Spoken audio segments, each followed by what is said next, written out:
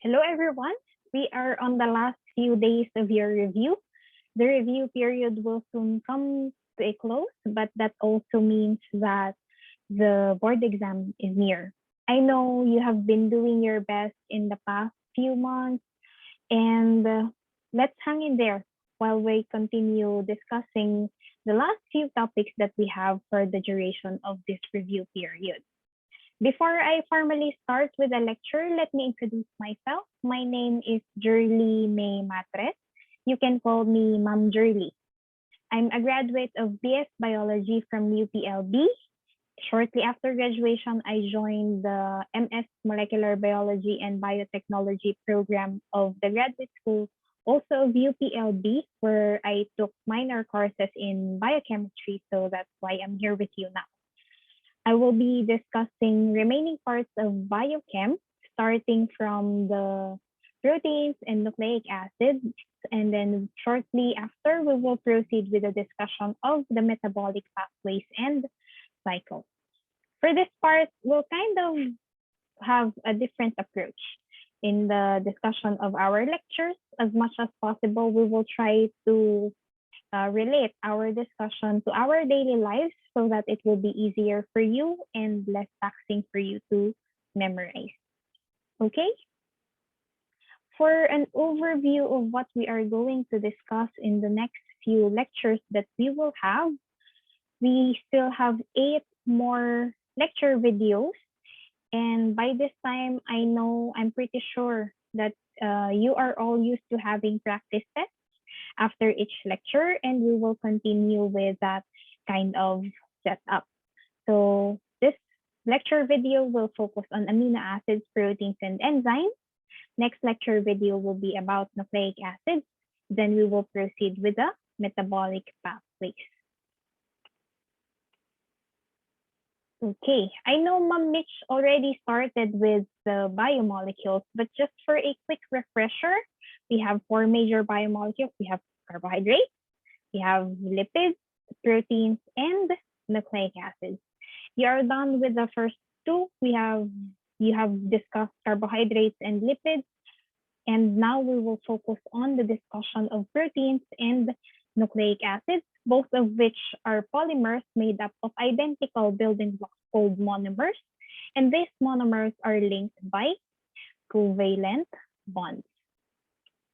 Okay, so we are all too familiar with this figure. I'd like to start with this one because you will see here that in this figure, there are highlights of our molecules of interest. So this is the SARS-CoV-2 particle. This was a figure or an illustration that was published early in 2020, back to the time that we know very, very little about the virus. So you will see here proteins, nucleocapsid proteins, spike proteins, membrane glycoprotein, and then the envelope protein of the virus. And you will also see here the genetic material of the virus, which in this case is RNA. So this particle is still the very reason why we are having this kind of discussion in the online setup, even after 2 years of the being into the pandemic. Okay. So early in 2022, we have new figures or illustrations that help us visualize the COVID particle, the SARS-CoV-2 coronavirus. So here on the left is an electron micrograph of the particle, and then next to it are 2 new illustrations that let us imagine how this very, very small particle looks like. Why am I showing this to you? For me, it's quite interesting because in the course of our discussion, even in your undergrad lectures, we talk about the structure, we talk about the properties and functions of these biomolecules, and we always focus on how these biomolecules keep us alive, their functions in the biological system. When in fact, these are also the same molecules that can also turn the world upside down in the case of the pandemic. So they can cause also diseases. Next, Here we have another figure, but what I want to highlight in this figure is the bottom part right here, human ACE2. So this is a protein, human ACE2 receptor protein, and this receptor protein is the one responsible for the entry of the SARS-CoV-2 in our bodies. Okay, so we will have more of these discussions on the functions of the proteins as we go along this lecture. For the outline of today's presentation, we will start with a few definitions of terms, and then we'll proceed discussing the functions of the protein. And then we'll take a look into the structure of the protein, starting from the building blocks, and then we move on to the different levels of organizations of the proteins up to the structural patterns that we have. Shortly after that, we will discuss some other topics that includes protein degradation, protein ligand interaction, and then we will discuss enzymes. In the discussion of enzymes, this will be our groundwork or the foundation for the next course of lectures that we will be having, because we have a lot of metabolic pathways, and in those metabolic pathways, enzymes are always a part of the discussion. So it's very important to have a very, very good foundation on their characteristics so that we will also understand how they carry out their biological function. Okay, so going back to the definition of proteins, again, proteins are macromolecules that are formed by the building blocks, amino acids, and they form polymers. Okay, so these polymers, polypeptides, are synthesized according to the information present in the DNA. So later on, towards the end of our discussion, in the second to the last video, we will be discussing the central dogma of molecular biology. There we will be focusing on the transfer of information coming from the DNA into the RNA, into the polypeptide, and this polypeptide will undergo post-translational modification so that we will be having our functional protein. Where can we get proteins? So there are different sources. So living organisms like plants and animals, but I want to highlight here recombinant DNA technology. So in recombinant DNA technology, there's a gene of interest. So if we know a particular DNA sequence that is coding for a particular protein, we will also know the protein sequence. We can do this kind of technology where the DNA sequence can be inserted into a plasmid vector. A plasmid is a piece of extra chromosomal circular DNA in bacteria. And once introduced into an expression system, this protein can be expressed in the bacteria, and then we can harvest, purify, extract this protein of interest. And one very good example of protein that is a product of recombinant DNA technology is insulin. Okay, so once the bacteria expresses the target protein, this protein will be isolated and then purified later on. Why is this important? This technology is being utilized to overcome problems of source availability. So you will see here, what does it mean? When you know a specific protein sequence, you know the corresponding DNA sequence, then that makes it possible for us to synthesize it, or that makes it possible for us to do recombinant DNA technology, because sometimes the source is scarce. So there's limited resources of this particular protein, or maybe there's a high demand that the source cannot keep up with the demand of the protein, like insulin. Another importance of recombinant DNA technology, it is relevant because it will allow us to overcome problems of source safety. So source safety, if it so happens that the protein that we are interested in is coming from a pathogenic toxic host species, then recombinant DNA technology will be of great use so that we will overcome the issue on the safety. Okay, so we have here a diagram or a flow of how human insulin is being produced. So in the course of your life, you may know a person who has diabetes. And the treatment of some of the patients with diabetes include injection of insulin. In the past, just a little bit of historical overview, what they use for the treatment of insulin are animal pancreatic extracts. So these are crude extracts coming from the pancreas, and they call it isletin. So this isletin is what they use for injection to diabetic patients, and it has been shown to mildly reduce the blood glucose level of this patient. But since the source are animal sources, we cannot grow many animals and then just get their pancreas for their pancreatic extract. This is where the recombinant DNA technology comes in. So this is very relevant because this will allow us to overcome the problem of source availability. So in the 1970s, that's the time where recombinant DNA insulin was made and expressed in E. coli. And then a few years later, early in the 1980s, there was commercialization of the recombinant DNA insulin that is coming from the information of the human DNA. So that's a little bit of a historical overview of how we started the recombinant DNA technology for insulin production. Next, we will discuss the functions of the protein. Just a recall, for carbohydrates, we use it mainly as sources of energy. The same is true for lipids. We use lipids as sources of energy, but there are also other functions for lipids. Lipids are also found as constituents of cell membranes. They can also be used as precursors of hormones.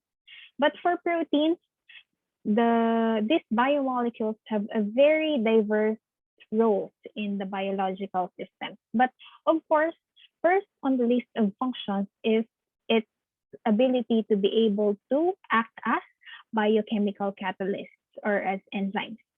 Other functions that we will be discussing will be the defense function of the protein, transport functions, regulatory, structural, storage, and contractile function.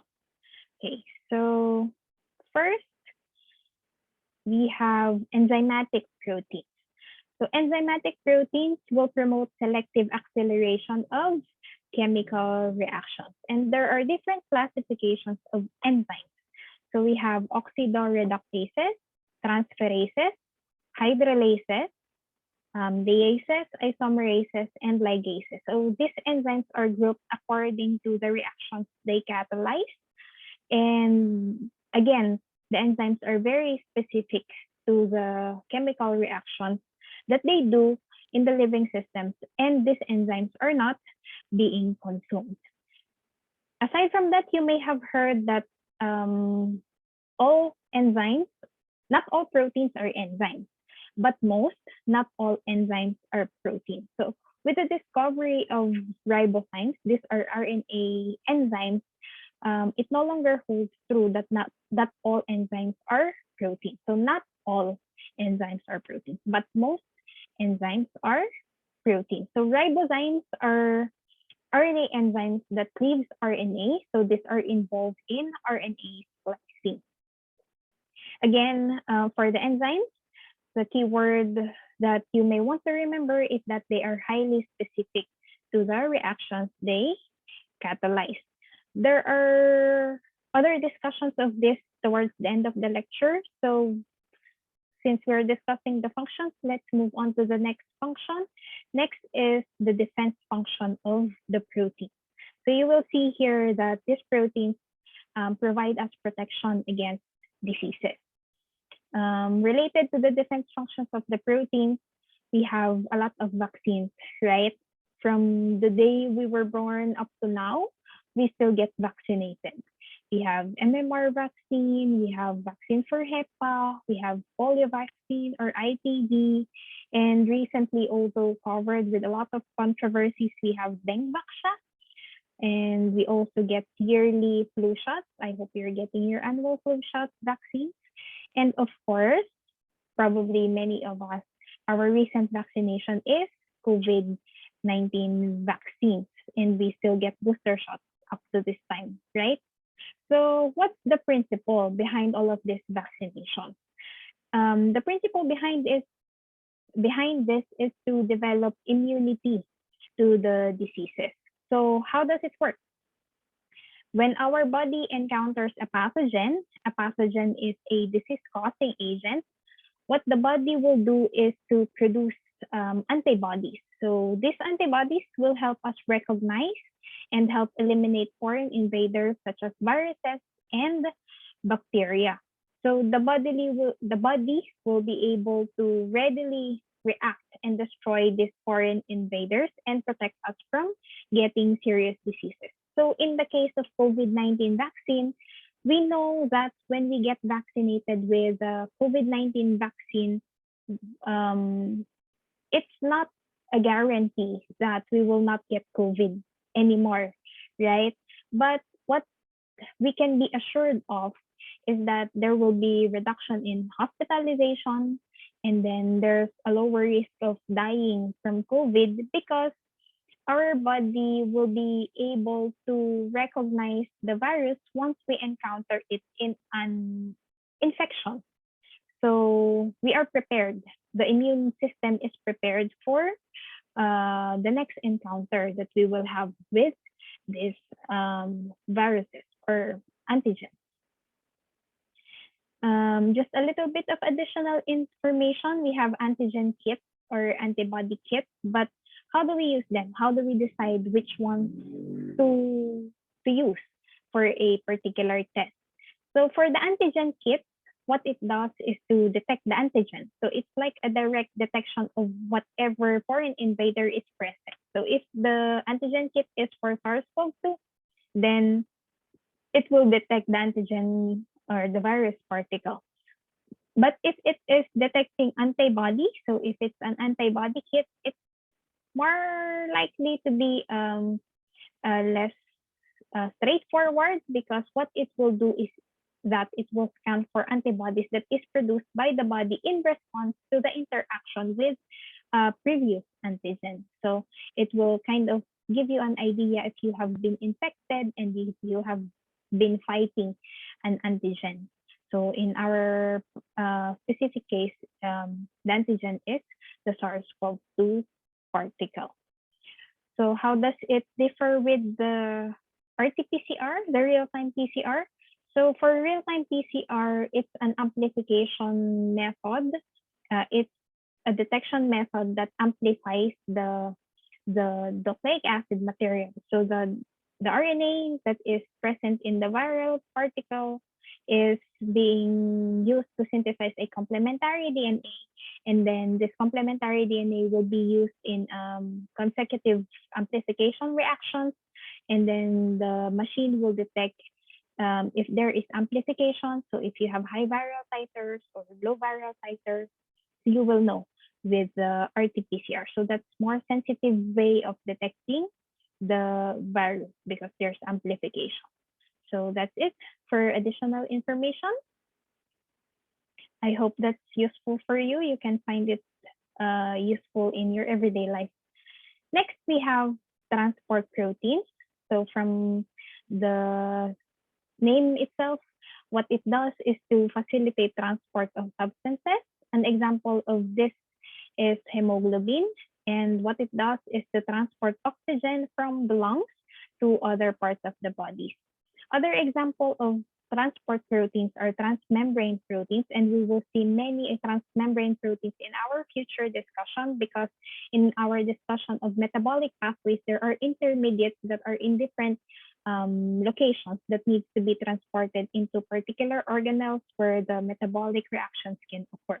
So we will discuss more on this, and you will see many examples of transmembrane proteins later on.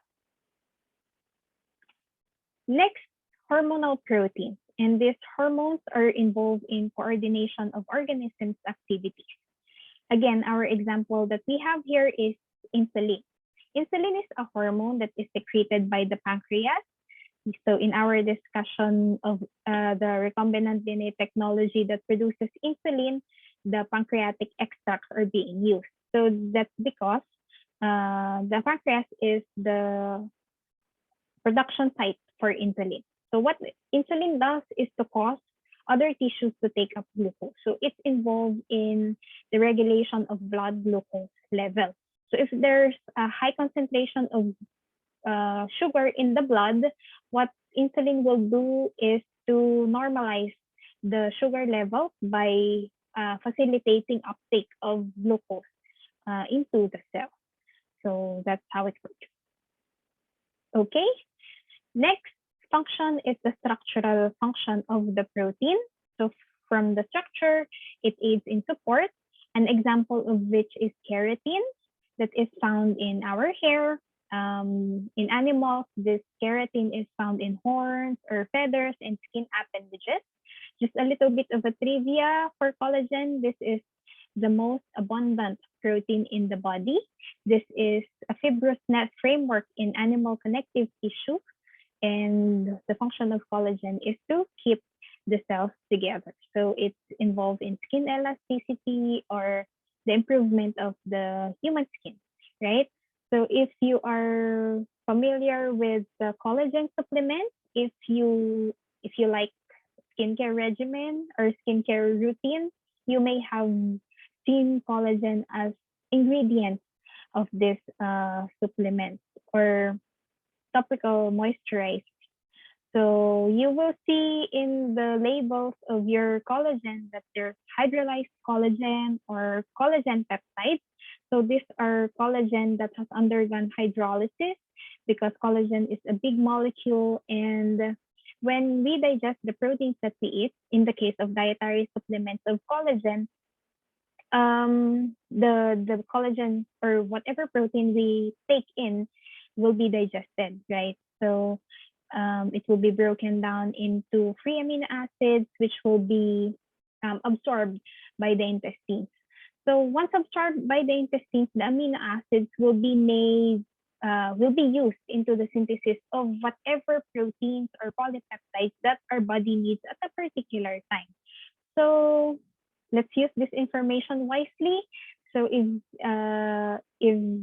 you can use this information whether or not you will buy dietary supplements of collagen, because you know that based from our perspective, once you take in collagen or whatever protein source or amino acid or peptides that you have, the amino acids present in those peptides are not committed into making collagen again, for example.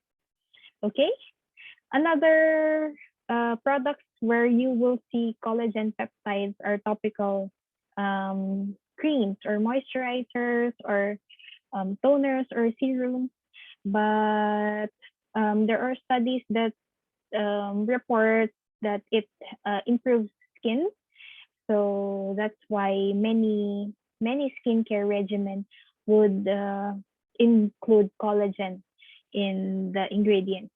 Okay. Next, we have storage proteins. Storage for the storage of amino acids. Examples are casein and ovalbumin. Casein is the major AA. AA here is amino acid source of mammals. Ovalbumin is the amino acid source of a developing embryo. Next, we have contractile and motor proteins. So from this function, it aids in movement, examples of which are actin and myosin, which are involved in the contraction of our muscles. Motor proteins are also present in the undulations of cilia and flagella. Cilia and flagella are structures that are both involved in movement. So you have here actin, myosin, and then the muscle tissue. Next function, we have the receptor function of the protein. So we have mentioned earlier the human ACE2 receptor protein. Aside from that, these receptor proteins can also aid in the response of a cell to a chemical stimuli, as in this example that you will see here. Receptors are built into the membrane of a nerve cell to detect signaling molecules released by other nerve cells. So in our discussion of the ACE2 receptor protein as the cell entry of SARS-CoV-2, you may have in the past 2 years been interested in taking multivitamins, right? I, for one, am not very much fond of taking multivitamins because I like getting my nutrients from the food that I eat. But because of the pandemic, we kind of like try to do our best not to get infected and boost our immune system. And then we drink multivitamins, especially the ones with zinc, right? If you have encountered those kinds of multivitamins prescription from your doctors. Why? Because there are reports that zinc can inhibit enzymatic activity and replication of the SARS-CoV-2 particles. So if the virus in virus infection, the viral titer and the replication of the virus is important. So if the virus cannot replicate in the host, then there's lower chances eliciting responses, right? So the viral titers and its ability to replicate is very important. And if zinc can inhibit that, then I'm going to take my zinc supplements. Okay. And then other reports is that zinc can inhibit the ACE2 activity. So if it inhibits the activity of the receptor, then it also inhibits somehow could have inhibited the cell entry of the SARS-CoV-2 particles. So those are ways, like I said in the introduction of our discussion, it's quite advantageous for us to know and understand these biomolecules because this will give us a way to protect ourselves from getting infected of the disease. So also in boosting our immune response. All right, so I hope that's the useful information for you. That's all for the function. Now, let us discuss the building blocks of protein. So we will proceed with the discussion of the amino acids. Okay, as the name suggests, amino acids will have basic amino group and acidic carboxylic acid group, which are responsible for the acid-base properties of the amino acids. So again, proteins are polymers because the building blocks, the monomeric building blocks, which are amino acids, have the capacity to polymerize. So they can form a network or create a chain to create the polymer, which is the protein. So the acid-base properties of the amino acids can be attributed to the acidic group and the basic group present in the amino acids. So you have here the structure of the basic structure of the amino acids. So you have here the alpha carbon in the center. Attached to the alpha carbon are four groups: the amino group, the carboxyl group, the amino group here, the carboxyl group here, a hydrogen atom, and then the R group, which is the side chain of the amino acid. And this side chain differs from one amino acid to another amino acid. So free amino acids exist largely as dipolar ions or Zwitter ions at physiological pH. What are Zwitter ions?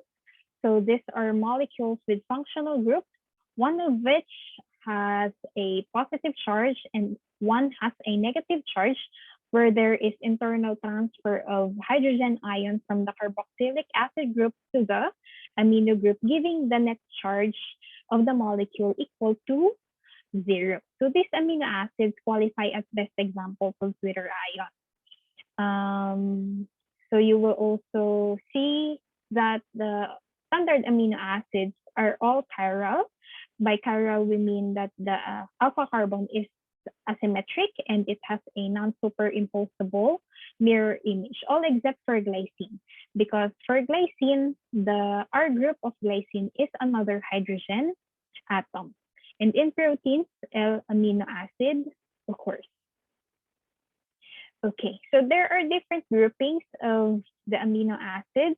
These groupings that we will be presenting in this discussion will be the groupings from the Leninger, but there are also other groupings that you will see in your in your manuals, but these are groupings based on the side chain. So for the first group that we have here, we will discuss the nonpolar aliphatic R group. Aliphatic is referring to an organic compound that contains carbon and hydrogen joined together in straight chains. So you will see here straight chains and then branch chains and also non-aromatic rings.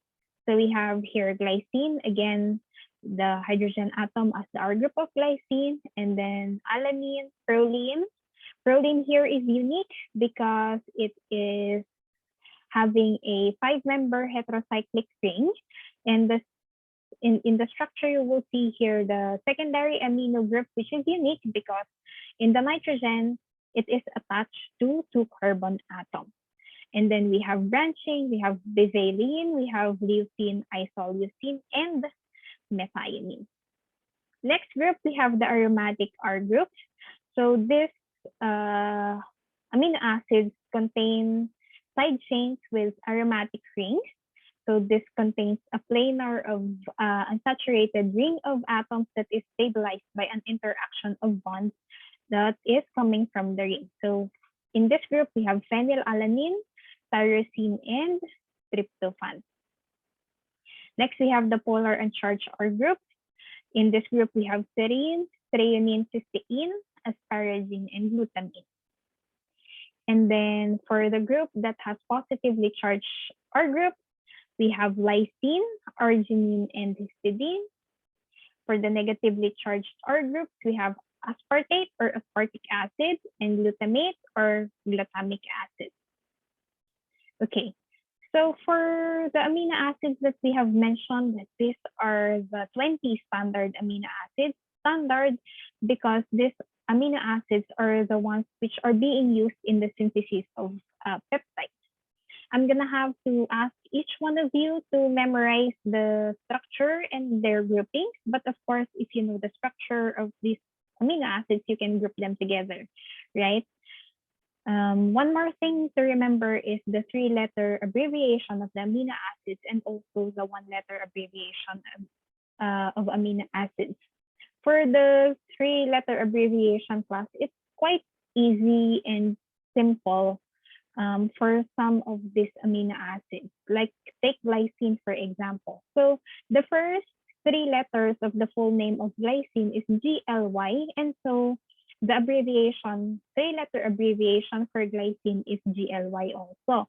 And the 1-letter abbreviation is the first letter of the name. That's true for many of the standard amino acids like valine, leucine, methionine, proline, and so on, as you will see here. So I've highlighted in red those which follows that kind of pattern in the 3-letter abbreviation and 1-letter abbreviation. But in some cases, like for example, alanine is not the only amino acid that starts with the letter A, although it starts with ALA, and the 3-letter abbreviation of alanine is ALA.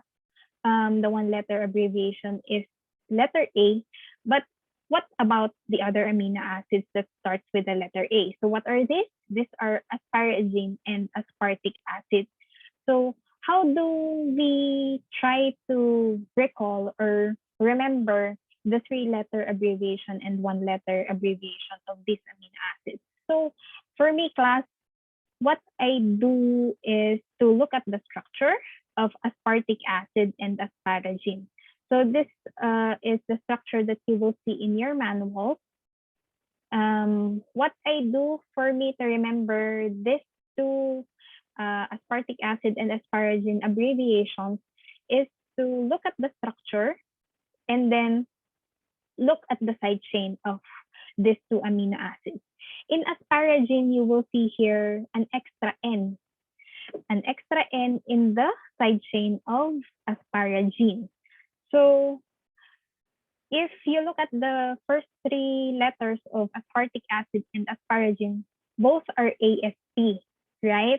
But since I know that the structure of the side chain of asparagine has an extra N instead of ASP, I can remember that it is ASN, N. And then aspartic acid is ASP. How about for the one-letter abbreviation? So for me to remember, guys,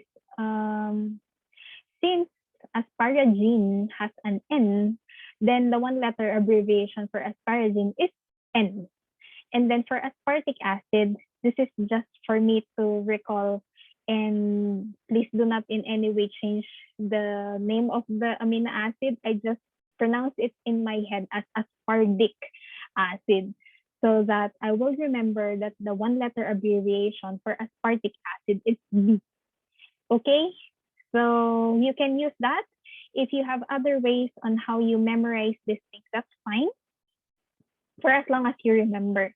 Okay, next we have glutamic acid and glutamine. So if you look at the structure of glutamic acid and glutamine, ayan, mukhang magkapareho rin naman sila, just like aspartic acid and asparagine. The only difference is that for glutamine, there's an extra N in the side chain of glutamine. So since both glutamic acid and glutamine starts with GLU, but glutamine has an extra N in the side chain, then the three-letter abbreviation for glutamine is GLN, glutamine. But since N is already taken by asparagine, for me to remember the one-letter abbreviation for glutamine, I pronounce it in my head as Q-tamine. So I will remember that the one-letter abbreviation for glutamine is Q. And then for glutamic acid, so the three-letter abbreviation is GLU, but I pronounce it in my head as glutamic acid so that I will remember that the one-letter abbreviation is E, GU. Okay, class, this disclaimer lang ha. I just use this method just for me to remember easily. And it's not really changing the names of the amino acids. It's just a way for you to remember without memorizing. Okay? Next, other amino acids, three-letter abbreviation, one-letter abbreviation. So for isoleucine, that's easy. Siya lang naman yung may ganon, ILE. For phenylalanine, you know that there's proline, but in the pronunciation of phenylalanine, we pronounce it as phe, so the one-letter abbreviation is F. Okay? For tryptophan, PRP, because there's three, for tryptophan, it's PRP because it's not the only amino acid that starts with a letter T, but in my head, I pronounce it as tryptophan. So the one-letter abbreviation, I will remember that it's W, tryptophan. Okay, what else? We have tyrosine. Tyrosine, Y. Second letter is Y. So one letter is Y. One letter abbreviation. So for lysine, we have leucine, right? And leucine will have the one-letter abbreviation for letter L, but in the alphabet, it's JKL. So for the one-letter abbreviation of lysine, it's letter K. And then for arginine, ARG, three-letter abbreviation is ARG. And since just like phenylalanine, the pronunciation for phe is F, then one-letter abbreviation for phenylalanine is F. I just remember that for arginine, it's arginine. Okay, so that's how I remember these things. I hope it will help you to memorize, and you are free to use whatever way it is more comfortable for you to remember the abbreviation. Okay. So those again are 20 standard amino acids, but there are also non-standard amino acids. By non-standard, we mean these are not involved in the synthesis of the peptides, but I want you to take note of these things. Okay, so we have here examples like hydroxyproline, hydroxylysine. So hydroxyproline and hydroxylysines are found in collagen. So again, these are not present as standard amino acids that get incorporated in the synthesis of peptides, but the proteins can undergo post-translational modifications such that these amino acid residues will become hydroxylated or methylated or phosphorylated. So there will be modifications. So you will see here hydroxyproline because of hydroxyl group, hydroxylysine because of hydroxyl group also, and then you have here methyl lysine because it's like if you look at the structure of methyl lysine, it's like a methylated lysine. You will see here a methyl residue on the side chain of lysine. So methyl lysine is actually a derivative of lysine. The methylation can be 1 or 2 methyl groups in this portion here. Okay, then you have here carboxyglutamate, desmosine. But among these examples, what I want you to take note of is selenocysteine. So what's selenocysteine? In some references, selenocysteine is regarded as the 21st amino acid. This is present in E. coli. If there's a specific sequence in the mRNA of E. coli, there's a codon that is UGA that will code for selenocysteine. If you look at the structure of selenocysteine, it looks like cysteine, but instead of the sulfur atom, there's a selenium atom in here. Okay. Next. Okay, we have phosphoserine, phosphothreonine, phosphotyrosine.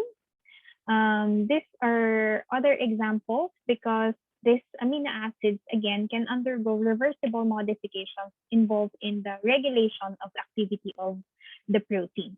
So most common modification that is important in the regulation of protein activity is phosphorylation. So there's phosphorylation of the proteins that will render it active or inactive. In the discussion of metabolic pathways, you will see enzymes that are phosphorylated and then not phosphorylated, and then which one is active, which one is inactive. So we'll see that later on. Okay, so these are other examples. Next, we have here ornithine and citrulline. These are two non-standard amino acids which we will encounter again later on when we discuss urea cycle. Again, these are not found in proteins, but these amino acids are important because these are involved in the biosynthesis of arginine. Okay? So that's it for the amino acid, non-standard amino acid example. Now we will look at this slide that shows the non-ionic form and zero ionic form of amino acids. So you will see here the non-ionic form, and this form does not occur in significant amounts in aqueous medium or in aqueous solution. And you will see here the zero ionic form, which predominates at neutral pH.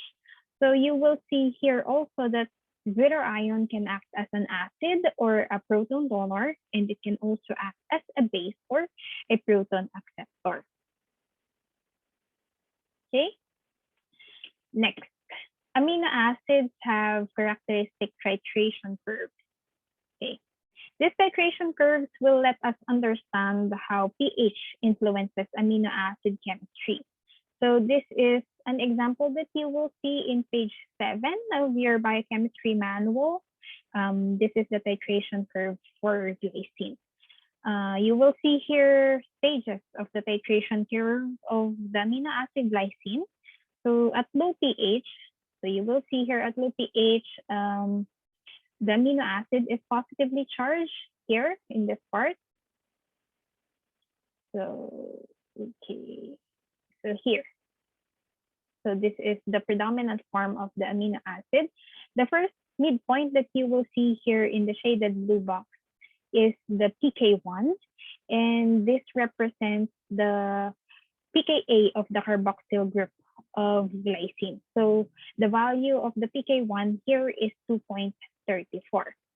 Okay. At pK1, the first structure, so this structure, and the second structure, so this structure coexist. But as the titration progresses, Another important point here is the PI, or the isoelectric point, or the isoelectric pH. This is the point where the amino acid has a net charge of 0. So you will see here one negatively charged group and then one positively charged group. So giving the amino acid a net charge of 0. And then as we proceed along with the next page of titration, you find another midpoint in here that represents the pKa value of the amino group, which is the pK2 that is equivalent to 9.6. So then in this stage, there will be a removal of the protons from the amino group, and the pH, again, at this midpoint stage is 9.6. But how do we calculate for the isoelectric pH, or the PI?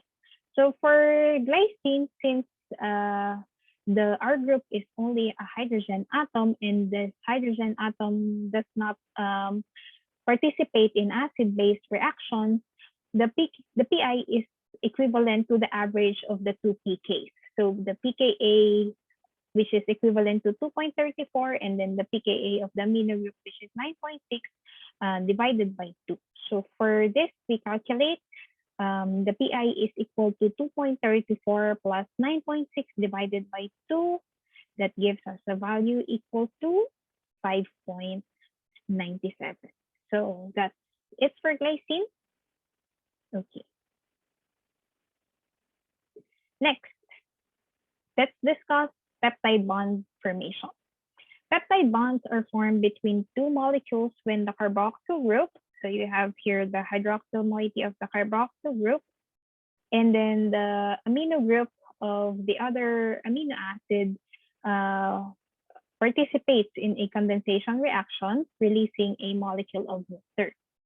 Okay. What remains of each amino acid in here after the reaction is what we call amino acid residue. So the amino acid residues lack the hydrogen atom of the amino group. So you will see here. So this residue here this amino acid residue will lack the hydrogen atom of the amino acid of the amino group of this amino acid residue, and then the other one will lack the hydroxyl moiety of the carboxyl group, or it could lack both. Okay, so in peptides, there will be two ends, the amino end, or where there is a free amino group. So you will see here a free amino group in this amino acid residue. So it's called the N-terminal and N-terminus, or amino terminal, or N-terminal amino acid residue. On the other end, we'll have a free carboxyl group. So you will see here, and we refer to this one as the C-terminus, or C-terminal, or carboxy terminal, or C-terminal amino acid residue because of the free carboxyl group in here. So the peptide bond has a partial double bond character, and the rotation is not possible in this bond. And additional information is that once linked by a peptide bond, the carboxyl group and the amino group of these two amino acids can no longer act as acids and bases. For the naming of the peptides, we name from the amino terminal end to the carboxyl terminal end. So the name of the peptides will use the acyl name, so the YL, YL of the acyl group, starting from the N-terminal end, so the amino terminal end, and then as it will proceed to the carboxy terminal end. But the carboxyl terminal amino acid residue will take the name of the amino acid. So in this example, so you have here the acyl name. So you have steryl, so one word only class.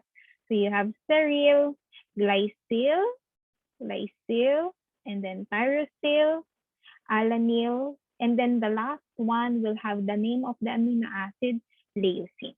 So the acyl name from the N-terminal end, and then the internal or internal amino acid residues, and then the carboxyl terminal amino acid residue will take the name of the amino acid. The name can also be using the three-letter abbreviation. So you have here Sir, Gly, Tyre, Ala, Liu, or the one-letter abbreviation of the amino acid, so SGYA. So it starts again from the amino terminal end to the carboxyl terminal end. Okay. We have here examples of simple peptides. These simple peptides can be obtained from hydrolysis of bigger proteins or can be synthesized.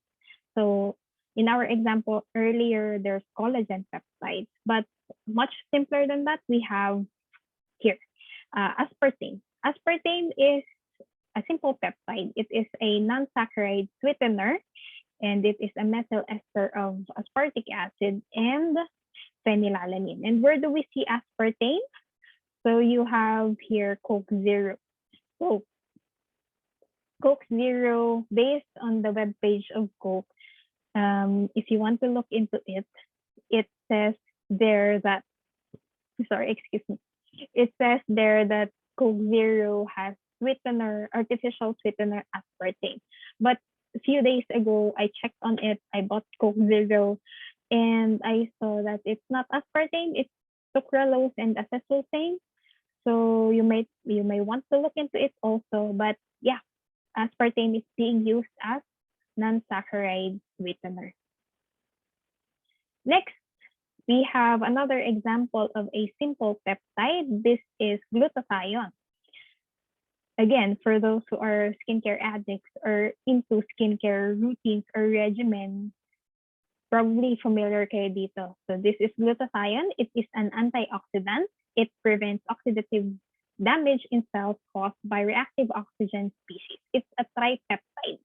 And when we take in glutathione, those individuals will have fairer complexion because it prevents melanin production. So the amino acids that are found in glutathione is glutamic acid, cysteine, and glycine. And this is an example of an oral supplement of glutathione, and you will see in the labels that it is reduced. So it's in the GSH form. Later in our discussion, makikita natin how glutathione participates in the prevention of oxidative damage in cells caused by reactive oxygen species, and we will relate and understand why do these labels have to specify that the form of glutathione that is present in that oral supplement is a reduced form or the GSH form and not the GSSG form of glutathione. So you will find many of these glutathione supplements in the market. Aside from oral supplements, there are also glutathione ingredients in creams or moisturizers or lotions. So again, it aside from knowing how to prevent ourselves from getting serious diseases, information or understanding this biochemical processes or this biochemical biomolecules will give us an idea of what to do with improving our daily life or keeping us safe from whatever harmful products that there's available in the market. Okay, so in any case, it's not harmful. We have glutathione in our body. It's just that there are some people who are interested in wanting to have fairer complexion as glutathione prevents melanin production. Okay, so biochemistry is really interesting, right? Now we have protein structure. The protein structure is of proteins will have a compacted folded structure, and the 3D structure of the protein is important in determining the function of the protein. We have a term called the native protein, and this is the protein in its functional conformation. And there are different factors that affect the native folded structure of the protein. So these are the factors. We have the interaction of the protein with the solvent, the pH and ionic components of the solvent. And then also very important is the amino acid sequence of the protein, because the amino acid sequence of the protein will give us an idea what amino acids are present in the protein. And we know that different amino acids will have different side chains, and these different side chains could contribute to different properties. And these different side chains will have short range interactions and long range interactions that could be relevant in the 3D shape or conformation of the protein that will be, again, in turn, important in determining the function of a particular protein. So there are non-covalent interactions that stabilize the 3D structure. We have hydrogen bonds, we have electrostatic interactions, there's also hydrophobic interactions, and then the van der Waals interactions. Okay. Next, in the protein structures, there are different levels of organization. Let's just go through it quickly. You have primary, secondary, tertiary, and quaternary level of organizations for protein. For the primary structure of the protein, this refers to the amino acid sequence of the protein. So the sequence is important, class. So there's an order into it.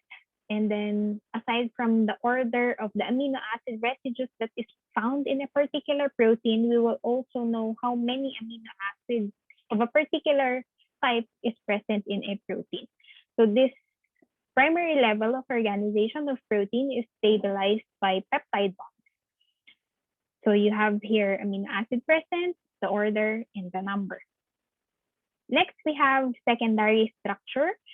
So this refers to the regular recurring arrangement in space, and this is stabilized by cooperative hydrogen bonding. So you have alpha helices and beta pleated sheets and beta turns. So the keyword here is regular recurring arrangement. Okay. Next, tertiary structure. So for tertiary, this refers to the overall 3D shape. And this is determined by the chemical bonds between the R groups or the side chain. So you have hydrogen bonds, hydrophobic interactions, ionic bonds, as well as, disulfide bonds. So that's for tertiary. And then lastly, the highest level of organization of protein is the quaternary structure. In this level of organization, you will notice that two or more polypeptide chains can be associated, and this can be held together by non-covalent interactions. And this is important for the protein to be able to carry out its biological function. So this is an example. This is hemoglobin with different chains. So the alpha chain and the beta chain of hemoglobin. So there are two or more polypeptide chains involved. For structural patterns, first we have motifs. Keyword here, class, super secondary structure. So you know secondary structure, right? So it's a recognizable pattern for secondary structure. For super secondary structure, it's recognizable pattern of the recognizable. It's a recognizable recurring pattern of the recurring pattern. So recurring na nga yung pattern nung secondary structure. This secondary structure can be recurring pattern can be used in another recurring pattern. So you have, again, alpha helices, beta loops. So in this motif, there is involvement of two or more elements of secondary structure. That's why it's called super secondary. So example here is beta. So beta, alpha, beta. So more elements of secondary structure. And then in this case, another example is beta barrel. Next, domain. Domain is a part of a polypeptide chain that is independently stable. In our discussion of enzymes, there's a catalytic domain. In different proteins, there's this domain which could undergo movements as a single entity with respect to the entire protein. So we will see more of this later. And to summarize what we have discussed with the levels of organization, there are different levels of organization for proteins. First, we start with the primary structure. Again, amino acid sequence. The order, and the number of amino acids present in the protein. And then regular recurring pattern, cooperative age bonding, we have secondary structures. And then 3D, 3, tertiary structure, conformation of the protein. And then you have also disulfide bonds in tertiary structure. And then the highest level of organization where there is involvement of one or more polypeptide chains, you have the quaternary structure of the protein. So you have different subunits that can be assembled so that you will have a functional protein. Okay, so in the structure of the protein, remember that in the discussion of primary structure, amino acid residues are important. And the order of the amino acid residues in the primary structure could have an impact in the secondary and tertiary structure of the protein. So you will see here an example, hemoglobin. Just a change in one amino acid residue will have a very big impact on the function of the protein and as well as its shape. So if you're familiar or if you have heard of sickle cell anemia, in sickle cell anemia, there's a mutation or there's a change in the amino acid sequence. Or okay, before the change in the amino acid sequence, there's a change in the nucleotide sequence of the gene encoding for the hemoglobin protein. And then this change in the base had an impact on the change and had a change in the amino acid sequence of the protein. So in a normal hemoglobin protein, there's glutamic acid that is being replaced by valine in a sickle cell hemoglobin. So it has a high impact because these two amino acids have very different R groups, and this affects the function of the protein because there's a change in the shape of the protein. So in a normal hemoglobin, the molecules do not associate with one another. Each would carry oxygen, but in a sickle cell hemoglobin, there's a reduction in the capacity of the hemoglobin to carry oxygen because the molecules are crystallizing into a fiber. So if you look at the visual or how this hemoglobin looks like, this is the shape of a red blood cell that's with normal hemoglobin, but in sickle cell hemoglobin, so it's like a sickle. So the shape is like a sickle. So that is resulting to sickle cell anemia. Okay, so that's how important the amino acid sequence is. That's how important the primary structure of the protein is. Okay, so it will have this much impact on the function of the protein. Now, there are different classifications or groupings of proteins. It could be based on shape. So we have globular proteins and fibrous proteins. For globular proteins, as the name suggests, so these are compactly coiled and folded proteins, which are relatively small, spherical because it's globular. And these proteins are likely to be soluble in aqueous medium. So these proteins may include both alpha and beta elements. And examples of globular proteins are enzymes, transport proteins, regulatory proteins, and immunoglobulins. Specific example of a globular protein is myoglobin. This is an oxygen binding protein of muscle cells. Next is fibrous protein. So from the term fibrous, fiber, so the polypeptides of polypeptide chains are arranged parallel along an axis that yields fiber. That's why it's called fibrous. So for these types of proteins, either the alpha or beta element are arranged as supersecondary structure. And since these proteins are associated with structural support, it's important that it's insoluble in water and dilute all solutions. So for the function, they have structural functions, connective and supportive roles, examples of which are keratin and collagen. In the course of our discussion, we will also be discussing defects or diseases that are present in the absence of an enzyme or in sometimes there's a missing enzyme in a particular pathway. So these are also part of the exam. You will see diseases in the exam and in our practice test. So we will discuss some of these diseases. So first, we have inherited keratin defect. There's a defect in the synthesis of keratin. This first disease is called epidermolysis bullosa simplex. And what happens is that there's mutation in genes coding for either keratin 5 or 14 that results to blistering and fragile skin. Next example is epidermolytic hyperkeratosis. So this is what it looks like. The defect will be in keratin 1 or 10, and the manifestations in the individuals would include scale, blistering, and fragile skin. So keratin is important in structural support.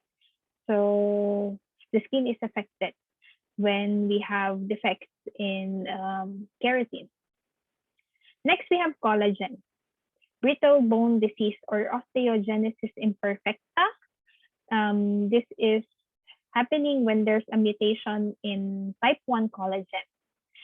Another example of heritable disorder of collagen is Ehlers-Danlos syndrome. So it's characterized by hyperextensibility of joints. So I cannot do that. I don't have joints that are hyperextensible. And this results from an abnormal enzyme activity of lysyl hydroxylase or lysyl oxidase. Okay, so you might want to check your joints. Next, proteins can be grouped based on solubility. So we have albumins. These are soluble in water and dilute aqueous solution. Example is egg albumin, globulin. These are the ones which are soluble in dilute solutions but not in water, an example of which is myosin, and then prolamins, which are soluble in 70 to 80% alcohol solution. An example of which is adenine from oats or zein from corn. Next, we have different proteins grouped based on composition. We have simple proteins and conjugated proteins. For simple proteins, when these proteins are hydrolyzed, the yield is a mixture of amino acid, but for conjugated proteins, there are non-protein components. So these are proteins and non-protein molecules. Examples are glycoproteins or lipoproteins, so lipids and carbohydrates that are conjugated with proteins. Okay, so now we move on to another topic that is protein denaturation. So what's denaturation? Denaturation is when there is a change in protein shape or conformation, but there's no breaking of peptide bonds.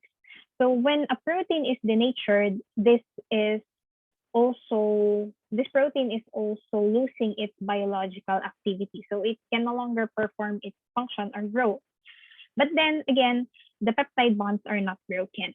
There are different denaturing agents like heat, pH, like extreme changes in pH. Examples, next is organic solvents like alcohol and heavy metal ions. In the 1950s, I would just like to describe this experiment by Christian Anfinsen. So in his experiment, he did series of experiments that showed that some proteins can be renatured. So since in the denaturation process, the sequence of in the denaturation process, the peptide bonds are not broken. If you remove the denaturant, then renaturation can occur. So in the series of experiments, he used ribonuclease A or RNase A. And the denaturing agents that he used are beta-mercaptoethanol, and urea. So with the addition of urea and mercaptoethanol in here, so here urea and mercaptoethanol, what it will do to the protein is that the disulfide crosslinks will be reduced, and so there's no more disulfide bridges, and then there will be inactive unfolded state of the protein or the enzyme. So it lost its biological activity. Because for urea, it breaks down non-covalent bonds, and then for mercaptoethanol, it is breaking down the disulfide bond that holds the tertiary structure of the protein. But if you remove urea and mercaptoethanol via dialysis, the protein renatures.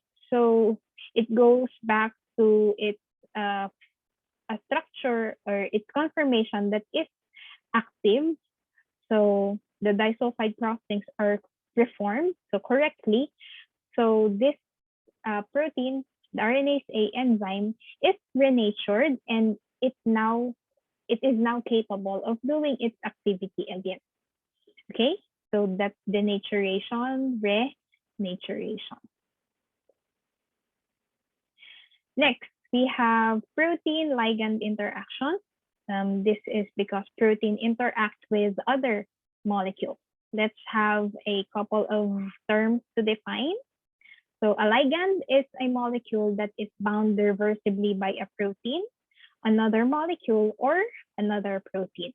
And there has to be a binding site. This is where the ligand will bind. This is a particular site on the protein. This site is complementary to the ligand inside. So that's why it will be able to bind in shape, in charge, and also in hydrophobic and hydrophilic character. So the binding of the protein to a ligand is often coupled to conformational change in the protein. So if there's a conformational change, that will probably permit tighter binding, and there's a structural adaptation. So that's what we know as induced fit. So there's tighter binding, changes in conformation, structural adaptation. So the fit is induced. Okay. So that's all for that part. Now we move on to enzymes. Okay. In our preparation for our future discussion on metabolic pathways, I have mentioned earlier that we are going to use this as foundation for us to better understand how enzymes work. Enzymes are biological catalysts that lowers activation energy for a particular reaction. Enzymes are highly specific for the reactions they catalyze, and the choice of the reactant is called the substrate. So you will see here in this illustration. So you have here the enzyme. Okay, so this is the enzyme, and then you have here the substrate or the choice of reactant, and then this part right here is where the substrate will bind, and this is called the active site. And this active site is where catalysis takes place, and enzymes usually catalyzes a single chemical reaction or a set of closely related reactions. For some enzymes, they may require additional components for it to be able to do its job. Okay, some may require complex organic or metallo-organic molecule for its activity. So for cofactors, we have ions. So you have here iron, magnesium, manganese, and zinc. But there are also coenzymes, which are organic compounds that act as transient carriers of specific functional groups. You will encounter many of these later on. We have coenzyme A, NAD, NADP, TPP, so those vitamin B derivatives or something like that. And then we have prosthetic groups, which refer to the covalent or tight binding of this additional components to the enzyme. So these are inorganic ions that serve as cofactors, and also the enzymes which require this inorganic ions so that they will be able to carry out its function. Next are examples of coenzymes. So these are organic molecules that can potentially act as transient carriers of functional groups or atoms in the reactions or intermediates of the metabolic pathways. Okay, so you have here very important roles of the vitamins. So you will be seeing here vitamin B1, B6, B12. So for multivitamins, you may be taking B complexes. Later in the discussion of our metabolic pathways, you will see where this coenzymes participate. So why is it important to take your multivitamins? You'll become health conscious after this, I think. Okay. More definition of terms. We have holoenzyme. A holoenzyme will refer to the complete catalytically active enzyme with bound coenzyme and or metal ions. So pag complete, it's holoenzyme. If it's just the protein component, it's apoenzyme or apoprotein. Okay.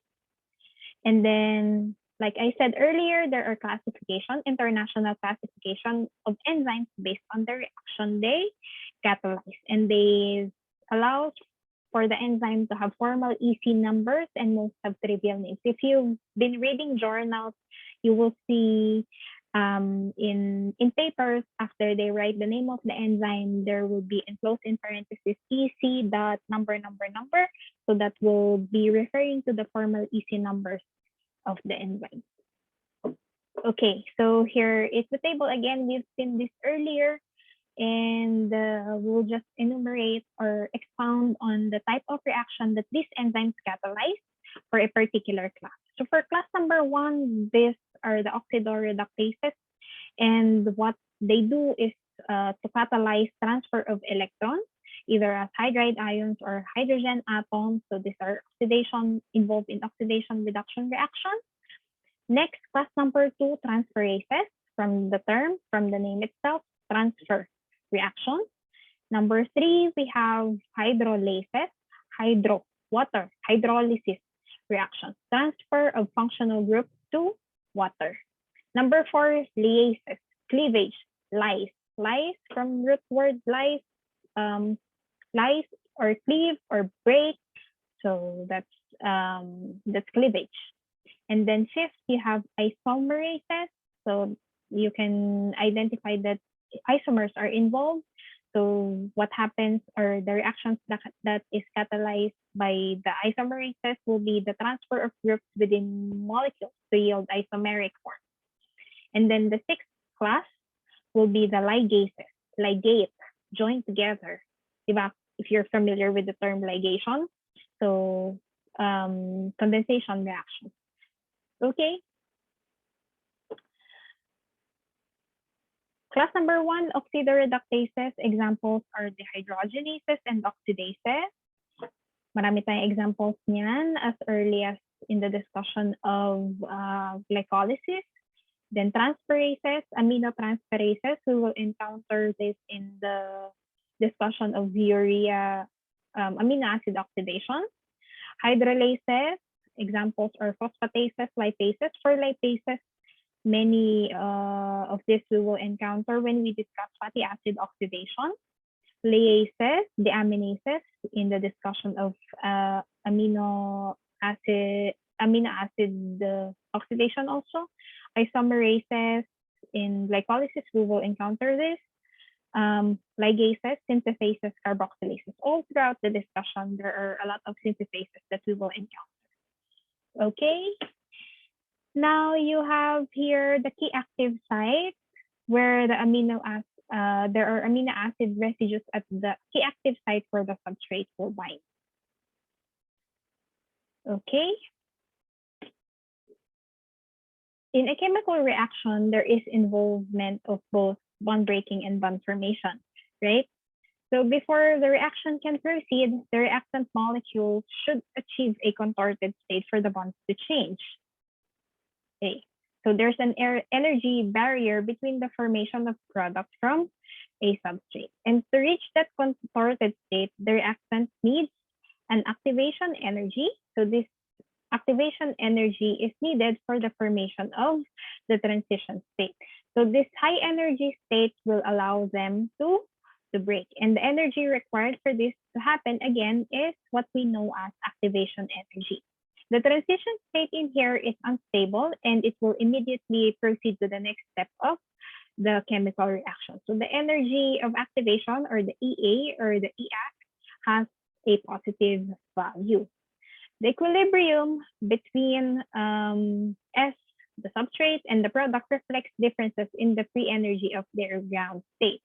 So you will see here that the free energy of the ground state of C is lower than the ground state of S. So in this diagram, the equilibrium favors the formation of the product. But if the reaction is going in a reverse direction, so if it's going to be in a reverse direction, so from here to here,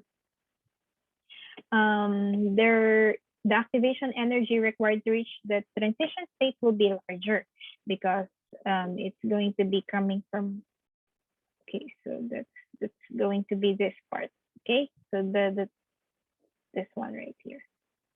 So larger activation energy is required, and that's because the free energy of the ground state of what will be the product is higher than the free energy of the initial state. So for negative delta G, that means that there is a release of free energy.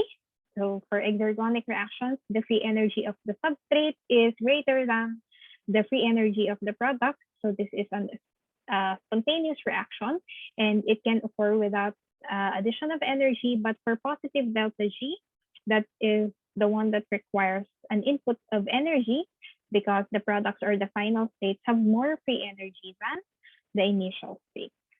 So what do enzymes do?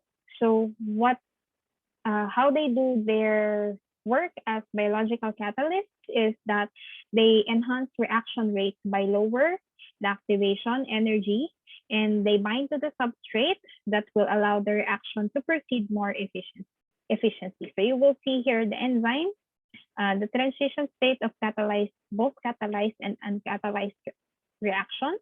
So for the energy of activation for uncatalyzed reaction, so it's higher compared to the energy of activation for the enzyme catalyzed reaction. So you will see here, so these are the differences. So for the non-catalyzed reaction, this is the energy, but for the enzyme catalyzed reaction, it is lower. So you will see in this part right here that the enzyme will bind to the substrate, so forming the enzyme substrate complex first, and then the enzyme product complex, and then the release of the product. Okay? This do not affect equilibrium, and in enzyme catalyzed reactions, the enzymes are not consumed. So there will be just a release of the product. Now, for the models of enzyme specificity, the first one is proposed by Emil Fischer in 1894, and this is called the lock and key model. So just like a lock and a key, the key perfectly fits the lock.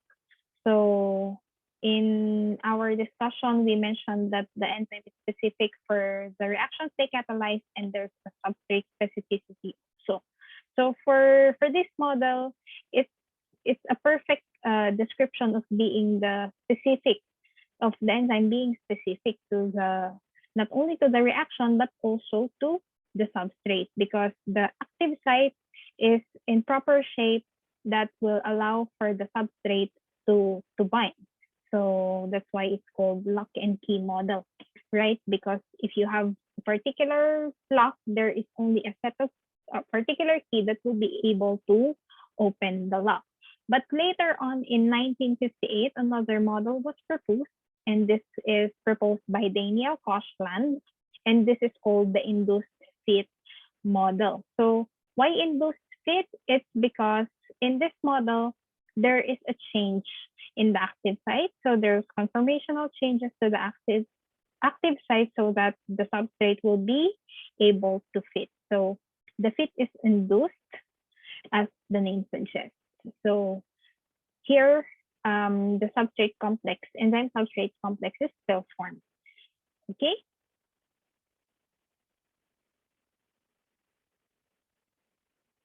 Enzymes also have kinetic description of their activity.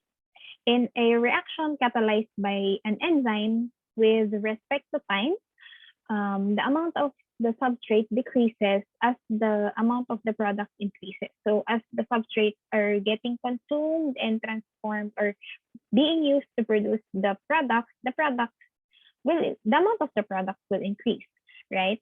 And looking at this constant changes in the concentrations with respect to time, we can measure rates of reaction. Here we are looking at Michaelis-Menten equation. In the x-axis of the equation, you will see here substrate concentration, and on the y-axis is the rate of catalysis V0 or the initial velocity.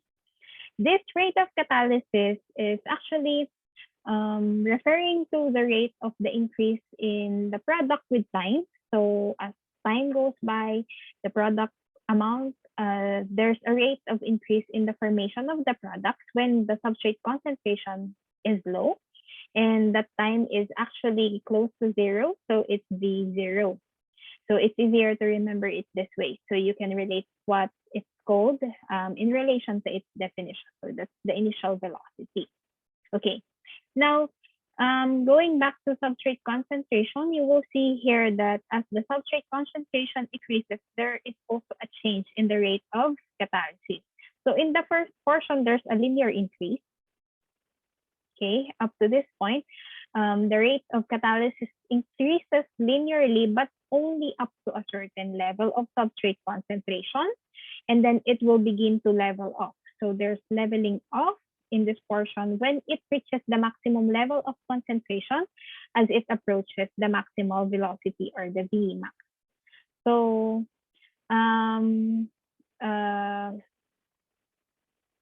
we have here one half Vmax, and that is actually the Km or the Michaelis constant, and this is defined as the substrate concentration yielding a velocity that is equivalent to the 1/2 Vmax or Vmax over 2, if you're more comfortable putting it that way. Okay, and then on the right hand side is the Line-Weaver-Burk equation. This is the Line-Weaver-Burk plot, and this is the equation that is used to determine Vmax and Km. So this is an algebraic manipulation of the Michaelis-Menten equation. It will give us a straight line plot that with a slope equivalent to Km over Vmax. So you have that here. And the intercept on the vertical axis is 1 over Vmax here. 1 over Vmax here. And then we also have the intercept on the horizontal axis, which is equivalent to -1 over the Km or the Michaelis constant. Okay.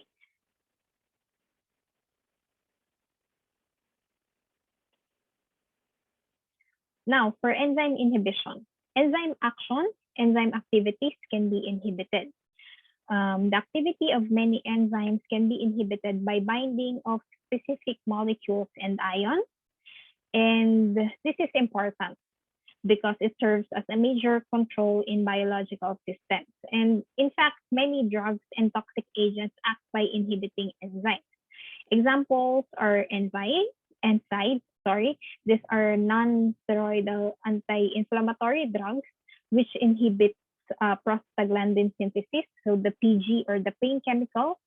And what these drugs do is to inhibit the cyclooxygenase activity, which is involved in the synthesis of this pain chemical. So if there's no pain chemicals, there will be alleviation of pain or reduction of the pain that is experienced by the patient. Next, we have penicillin. You know that it is an antibiotic. What it does is to inhibit transpeptidase activity that is involved in the cell wall biosynthesis. Okay. There are reversible inhibition and irreversible inhibition for enzyme inhibition. So for reversible, it means it can be reversed. It is not permanent. But for irreversible inhibition, it refers to the inhibition when there is permanent binding of the inhibitor to the active site by forming covalent bond or very stable non-covalent interaction. For reversible inhibition, we have competitive inhibition, there's also uncompetitive inhibition, and there's also mixed inhibition. Again, for reversible, it's not permanent. So let's take a look at each type of reversible inhibition. So for the first one, this is competitive inhibition. So as the name suggests, there's competition. Competition to what? Competition with competition between the inhibitor and the substrate to the active site. So there's the active site where the inhibitor will bind. So the inhibitor will compete with the substrate so that it will be forming an enzyme inhibitor complex, and so that will prevent the production of product. If the substrate efficiently binds or is successful in binding with the enzyme, then enzyme substrate complex is formed, and then that will drive the production of enzyme plus product. Okay, so this inhibition does not have an effect on the Vmax, but it can cause an increase in Km, because if you have like higher substrate, amount of substrate, that will give you a higher chance of the substrate binding to the active site of the enzyme. Okay, so remember that the Km is the substrate concentration that yields the velocity of 1/2 Vmax. Okay, so that's it. To overcome the inhibition, there should be an increase in substrate concentration. Next, uncompetitive inhibition. So in this type of reversible inhibition, there's no competition. Why? Because the inhibitor will bind to the enzyme substrate itself. So it will only bind when the enzyme is already bound to the substrate, which results in reduced Vmax and reduced Km. And then lastly, we have mixed inhibition. So this is a little bit more complicated. You will see here that the inhibitor can bind to the enzyme, forming EI complex, but the inhibitor can also bind to an initially formed ES complex, forming the ESI. And then the EI can still bind the substrate, so forming the ESI complex. And when there's no inhibitor involved, here you will see the ES complex being used to drive the formation of the product. Okay. Okay. The effect of this mixed inhibition is Vmax is the reduction in Vmax. But for the Km, it can either increase or decrease, because it can depend on the affinity of the inhibitor to the EI complex or the ES complex. Sorry, for the affinity of the inhibitor to the enzyme alone or the ES complex. So if the binding of the enzyme if the binding of the inhibitor in the enzyme alone is greater, then the apparent affinity for the substrate decreases. So it will mean that the Km increases. But on the other hand, when the binding of the inhibitor to the enzyme substrate complex is favored, the substrate affinity also increases, then the Km decreases. Okay, now in living systems, it's important to regulate the enzyme function, and this can be done in different ways. One example of enzyme regulation is feedback inhibition, as you will see here. In feedback inhibition, the end product will inhibit the first enzyme of the pathway. So this is isoleucine biosynthesis from threonine. In our example here, this enzyme involved in the synthesis of isoleucine called threonine dehydratase is inhibited by the presence of high amounts of isoleucine. So With this way of enzyme regulation, the body will have a means of preventing for the production of more isoleucine when there's already high amounts of isoleucine. So it's like the cell will be able to save the resources because it will not produce substances which are already present in high quantities or large amounts. Okay. Another way of regulating enzyme activity is by proteolytic cleavage. You will see here digestive enzymes. So these are the examples that we have. These enzymes are initially produced as zymogens. So these zymogens are inactive precursors of proteases. So in the example here, chymotrypsinogen and trypsinogen are both zymogens. So these both polypeptides are inactive, but when trypsinogen is acted on by enteropeptidase, it will cleave the trypsinogen and it will yield trypsin, which is an active form. And then trypsin will be able to cleave chymotrypsinogen, forming chymotrypsin. And this chymotrypsin is the active chymotrypsin that will be able to perform its function.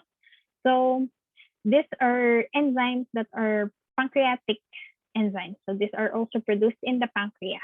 So why is it important to have this kind of regulation? It is to protect ourselves from being eaten by our own enzymes also.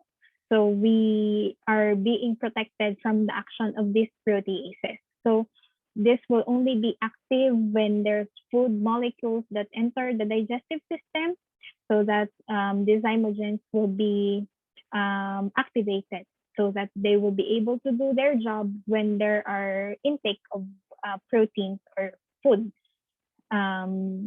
This will prevent these proteases from digesting our endogenous protein. Okay, so that covers our lectures on protein. I hope you learned a lot from this lecture and enjoyed listening to the discussion. Thank you very much and see you on the next lecture.